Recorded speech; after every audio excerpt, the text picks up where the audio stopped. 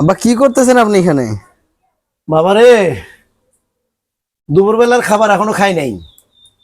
এই যে বন্ধু ছিল, এই বন্ধু ছিল, আমি এই লাউ শাক পাকাইতেছি। মিষ্টি লাউ, মানে এদিকের ভাষায় বলে মিষ্টি লাউ, আর আমাদের দিনাজপুরের ভাষায় বলা হয় মিষ্টি কুমড়া। হুম।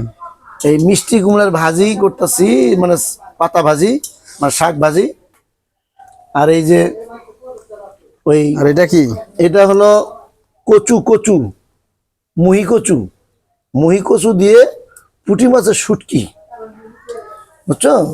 আর এই যে এটা একটু ওই মিষ্টি লাউ পাতার ডোগা গুলা, ছোট ছোট ডোগা গুলা, ওই ডোগা গুলা আবার এই এ- এ- এ- এ- এই যে এই পুটি দিয়ে মানে পাক করতেছে আর কি।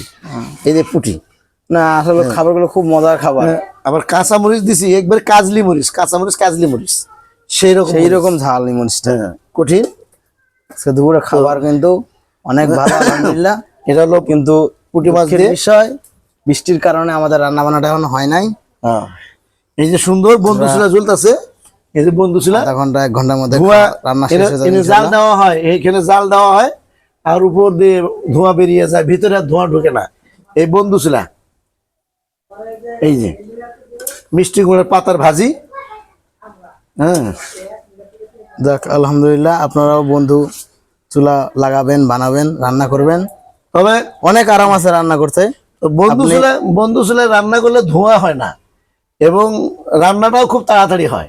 হ্যাঁ, আর বন্ধু ছিল রান্না আপনি করলে ভাত বসাই দিয়ে, তরকারি বসাই দিয়ে, কালি হয় না, কালিও হয় না, ঘরে বাইরে কাজ করে আবার আসতে দেখতে পারবেন। কালিও হয় না, বন্ধু ছিলাতে পাক করলে কালিও হয় না।